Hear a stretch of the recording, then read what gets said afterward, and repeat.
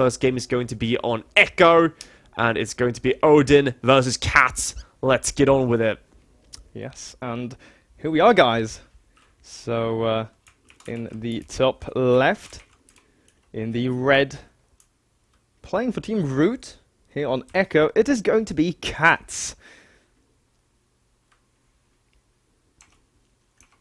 And down here in the bottom right in the blue, it is the one-eyed god, Odin.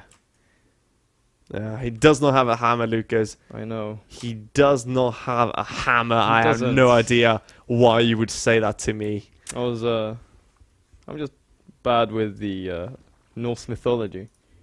Yeah, It's not I my guess so. book. Actually, it's not even North, it's Norse, I guess. Yeah, I said Norse. Oh, did you? Okay. Yeah. I was actually about to correct you right there. It happens too often, so I think you're making it into a bad habit. Well, actually, I'm not sure if it's actually a bad habit, but It's a good annoying habit. yeah, I guess so.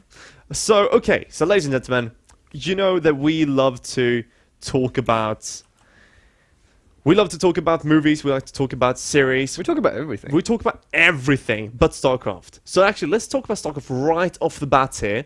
So, Odin vs CatZ, I'm not going to lie, I think CatZ coming into this is going to be not only the crowd favorite, but also, of course, the one people would tend to agree is the favorite when it comes to just skill-wise and result-wise, right? Not only that, CatZ, I'd say, arguably has more tournament experience, because, I mean, he's been playing a lot in the foreign scene. Not as much as of late, but if we go back a couple of years, so tournament experience is definitely a thing as well that you have to take into consideration. Might come into play in this series. Yeah, it might. So, so right now, let's see what's going on here. I heard actually the in-game audio is pretty low. I'm not sure though if I should be tabbing up already. I don't know. Do you think it's a bit? I think you can get away with it. So Can I? Yeah, Oh, 'cause I I'm mean, really quick. I'm really quick. you'll be really fast. Okay. So To I'll anyone- just, tune it up a bit. Yeah, so don't worry, guys, because as you can see, we saw hatcheries first, and then gas into pools, or rather pools into gas. So fairly slow start right now, and the action isn't gonna. If we're gonna see any action, it's not gonna be for another like 2.5 minutes. Oh yeah, that's very true. Actually, we need to see some speed coming out before anything really can happen. Whoa! Oh, horrors. Oh, Horace, you lagged out last time. You can't keep it lagging out, mate. You know. No, that's hopefully he'll be able to sort out his internet or hardware. Don't know what sort of issue it is. Yeah, I don't know. Hopefully, it's going to be all right with him. Hopefully. Yeah. Otherwise, we'll see if we remake or not. Yeah. Well, I Perhaps. mean, we did pull from replay once, Yes, that's true. but well, seems like he's not really coming back to us, unfortunately. Well, hopefully his co-caster is the mainstream, so he doesn't drop the stream. Yeah, that'd be a shame, wouldn't it? Yeah, it would be.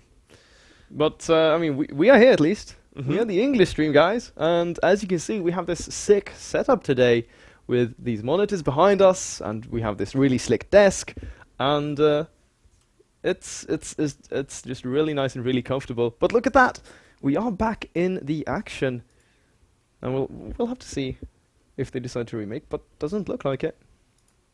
No, I mean, we'll see. It seems like it's going to be okay. Maybe it was just the co-caster.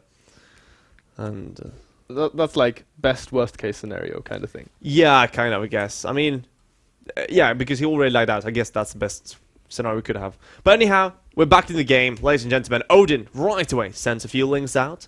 Can see if we can get the scouts. Same for CatZ. Now, something you can see, really good players do, is have a drone together with Queen to block off the ramps and the links don't actually get up. But we haven't seen that so far in CopaAmerica. I saw one attempt of it, but never actually succeeding. Yeah, it didn't work out. Ended up losing the drone. That's a little sad. Like it breaks your heart.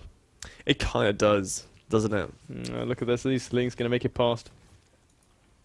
We'll see the Baneling nest go down here, and see gas continuously being mined. I mean, it doesn't mean that you're gonna be hit by super all in, but it will.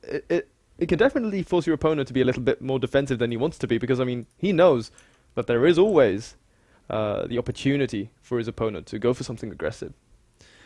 Now, the problem is this, though. CatZ comes in and, well, he didn't see a speed being researched on that pool. So the question is, what is Odin to do with slow links and Bane links? Now, it looks like he just wants to be very defensive. And without speed, you can't really punish a third. So it would be very natural for CatZ to just go for a third. But the question is, did he pay attention? And that's very important. We'll keep our eyes on that. Make sure to keep your eyes on that mini-map. Or rather, I will keep my eyes on that mini-map because, of course, you're busy with observing. Oh, wow. Ooh, okay, so look what it... So this is... I just realized now, we saw those Zerglings from Odin come back up and try to stop those two Lings from CatZ to get in. It's because they came from that angle because they broke down that tower.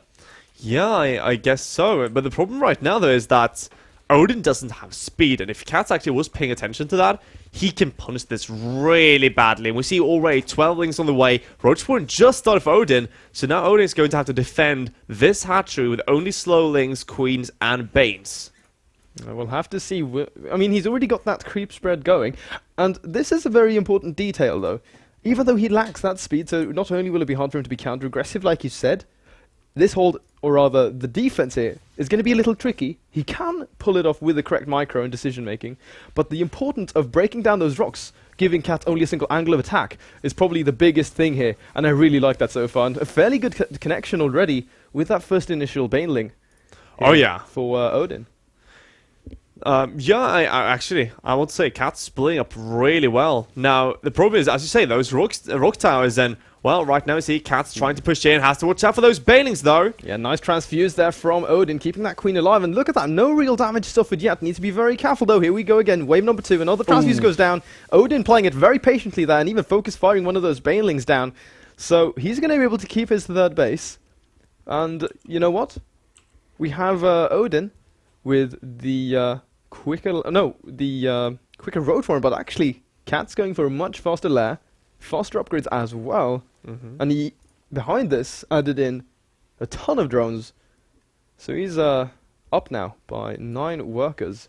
Yeah, even more so. Look at that. That's 14 for you. Now the question is, how many roaches do we see from Odin? Not too many, actually. He's been focusing on something. The question is, what in this case? Because now he's starting to the roach production, but I guess he was just spending way too much on getting the defense up to really focus on the droning. I don't know, I think it looks really weird because he didn't have too many units on the ground. He had mainly the Queens and then that spine. So it just sort of baffles me how he could be behind so far in drones. Didn't really end up spending that money, so now we seem starting to catch up a little bit. Now he's starting to make something happen, but still, nonetheless, CatZ has a massive advantage here in pretty much every department going for him.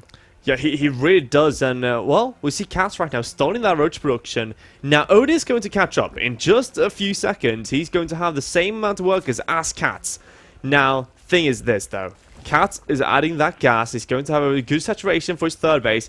He's going up to even more workers though, so it looks like he wants to go up to that kind of double gas in his third instead of just mass roach. We might be able to see kind of a transitional play from him, or even Baneling play if he wants to. Yeah, adding in Banelings at this stage of the game, I think isn't that more of a very stylistic kind of thing to do? It's aggressive, very aggressive. Something True would do, for instance. Well, stylistic, technically yes, but it's more one of those moves that should kill your opponent fairly soon. Is it like a common, like how common would you say it is?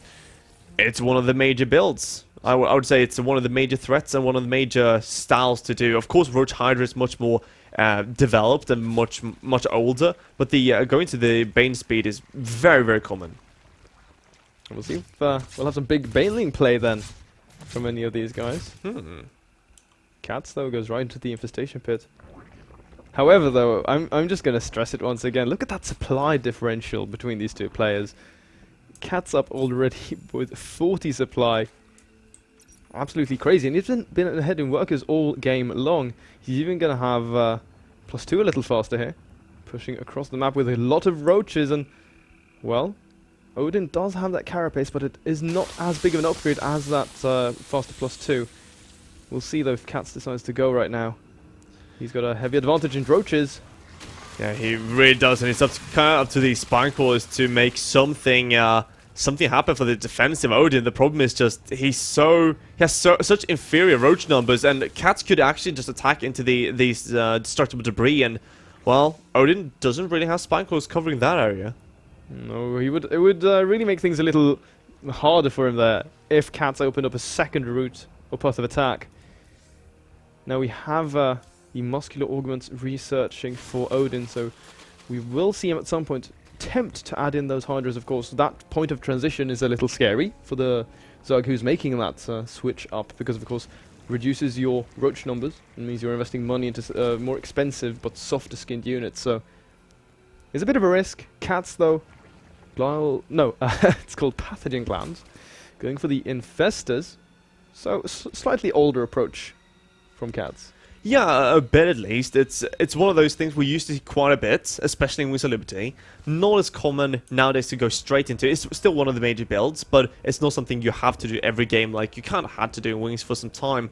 Now, here's the thing. Going straight into Infestors is great against Baneling play, so you can auto-counter that.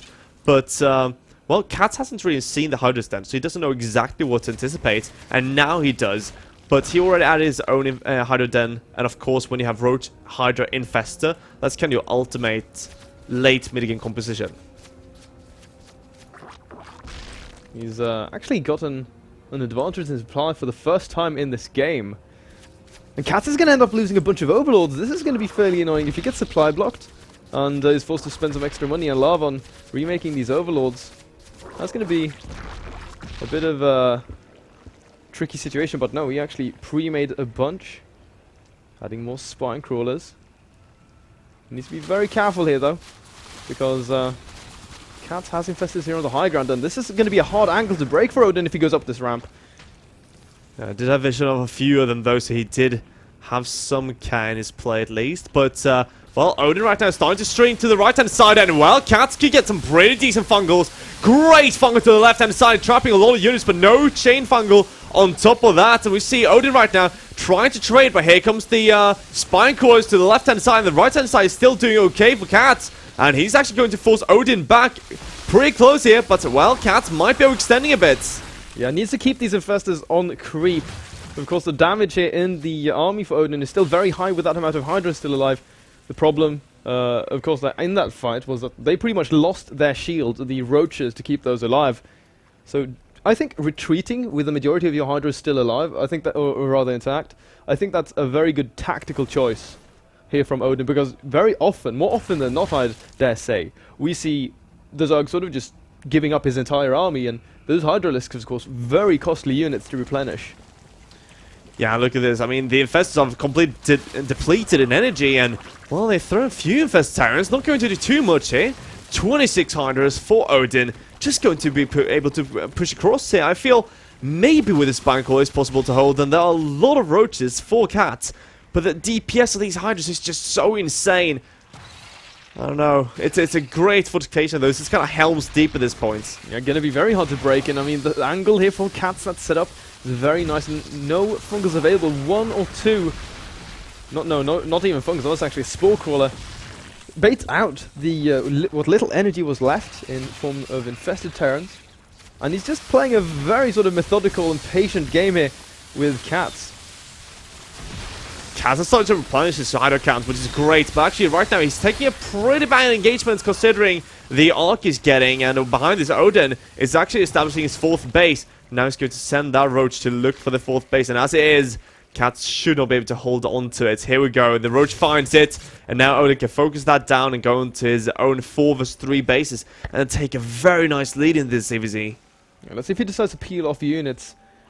One of the risks would be, of course, if CatZ identifies that half of his army is left, or if he could catch any units out of position, then that would be a scary thing. But no, big frontal engagement of the Banelings do connect with a lot of these Roaches that were clumped up, so we see the left flank of this army for Odin actually get completely disintegrated, and now CatZ is pushing him back, gets a fairly good connection once again with those Banelings. The Hydralisks now completely naked in the open, and CatZ pushing Odin back once again. However, the fourth base is under fire. 4 Roaches, easy to break down, but the question is, has CatZ realized that the base is actually taking some damage?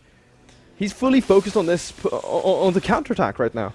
Yeah, I think he must know, of course, because he was in a defensive posture when it happened. But well, he's right now trying to shut down the fourth base. I guess he's just trying to trade, really.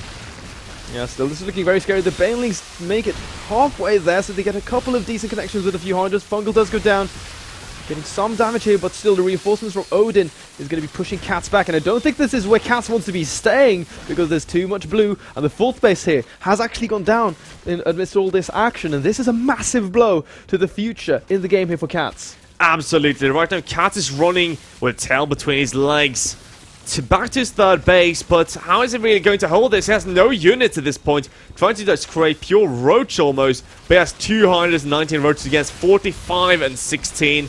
No way. And well, Odin's coming in here to try to finish what he started.